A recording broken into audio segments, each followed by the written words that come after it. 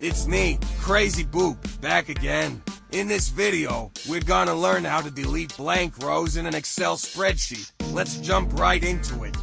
Take this sales list for example.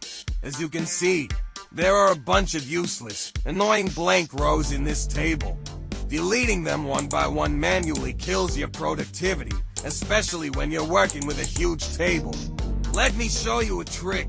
First, click the small gray triangle in the top left corner to select the entire table.